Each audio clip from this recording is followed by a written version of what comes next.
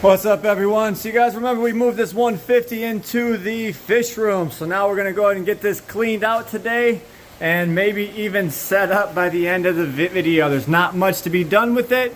It is originally a reef tank. We're just gonna use it for quarantine for now. It does have the center overflow and tons of room underneath. We do have a sump for it. Well, this will eventually be a saltwater tank, but for now we're using it for fresh.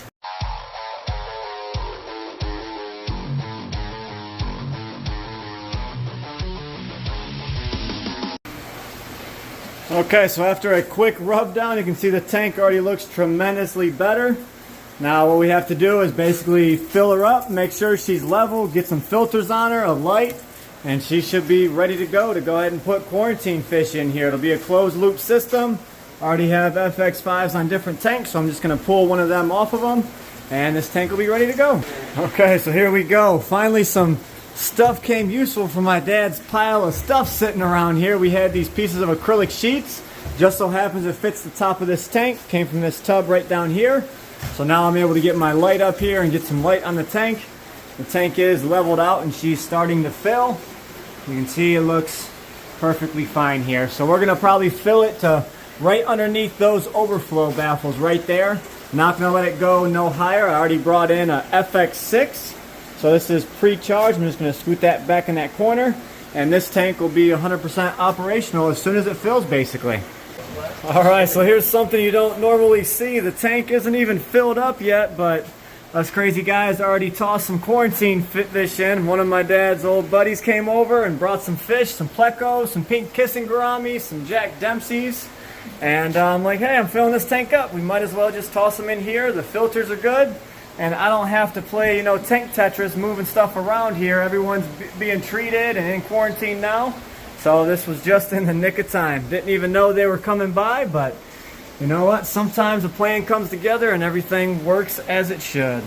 So now that the fish are acclimated, I got a little tired of filling the hose by this little 1/2-inch hose. So I went and grabbed 1 1/4 inch, and now we're filling this tank the rest of the way. So we can go ahead and get this filter kicked on. And these fish can be happy living in their new tank. This is a 150 gallon. It is 5 foot long, 22 from front to back. So it's a good footprint for being a 5 foot footer. And I'll show you in just a second what our plan is out in the pool room once we get everything situated out there and where this tank will go and what it'll be used for. Okay, so let you guys in on a little bit of the plans. You guys remember that 265 is going right here. We wanted this 180 right here to have just, a fowler system, just a big holding tank for saltwater fish.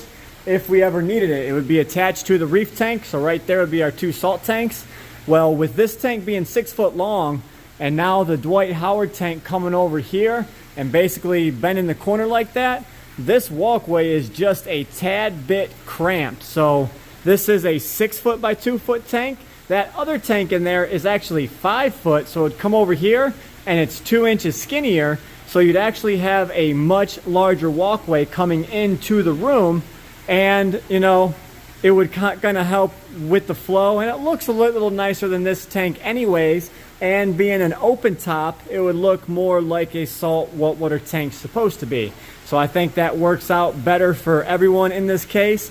Now this tank, once we get the 265 set up and all this rock that we've pre-started and with bacteria and whatnot can go over in the 265, then we can take this tank into the fish room and bring that 150 out here. So basically we're just going to swap these two once the 265 is up and going.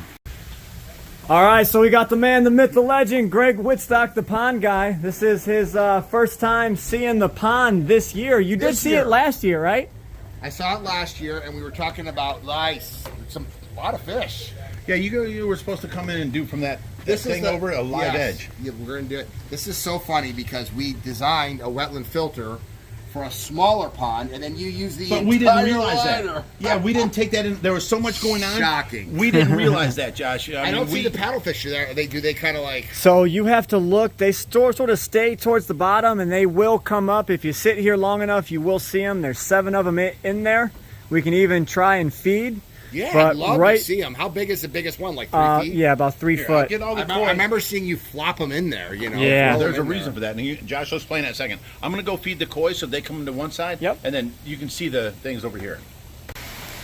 All right, so we've got Greg here, and you know what? He's created this masterpiece with his whole team. You know, Ed Blue, Greg Wittstock, Aquascape came out and transformed this pool into an amazing ecosystem pond that our monster fish absolutely love. This is what, 2-3 years later, and you are back now. You are amazed by all the cichlids and how well this pond is doing. And let's go ahead and get your thoughts on it. Well, I was not planning on working today, Josh. I'm like, I'm just going to relax, enjoy the, enjoy the rescue. And you're like, hey, let's get you out. Okay, fine. Some wise man once told me, you never work a day in your life if you love your job. What you do. I agree. Well, here's what I love. I love coming up with new ideas. And so, this whole journey started when Rich said, I'm going to add a couple of goldfish and Tracy's not going to notice, but I need to figure out a way to filter this. I'm like, dude, I got that. Yeah. I know a guy, Ed the pond professor, that could come out and create a filter for that. Amazingly, this pond was like 12 feet deep, or this pool was 12 feet deep. So we got 4 foot, that's the bottom filter. I am always thinking about, we are always thinking at Aquascape, how we can make something better. And you have 6 regular, I can see them, the lights in here, but I think, you guys tell me, I think this would be awesome to have color changing lights that you can actually control from your phone. Yeah. And so you can have reds and yellows and greens and blues, or any combination. We could actually put a couple of different hubs in here and you could have them go off on different things. I think that would be really awesome. So what I'm going to do, 2 things. I'm going to have Ed the pond professor this winter, because he hasn't been back in a long time, come back and install the underwater lights, and then when he's here, because he is a degreed limnologist, which is the study of freshwater ecosystems, he's going to look at the changing habitat, because obviously when we were here there was no cichlids in it, and now look at, they're just exploding. Right. Look at the species of fish that you're having, especially the baby cichlids, and maybe create some more structure. And then I know that the catfish like to line up against the 4 jets that we put in. I'd like to double the jets, and instead of spacing them out, maybe put them together. So 4 more jets. So adding 4 jets next to the existing 4, so there's twice the amount of volume flowing through. They're only 15 watts for the pond jet power heads. Yep.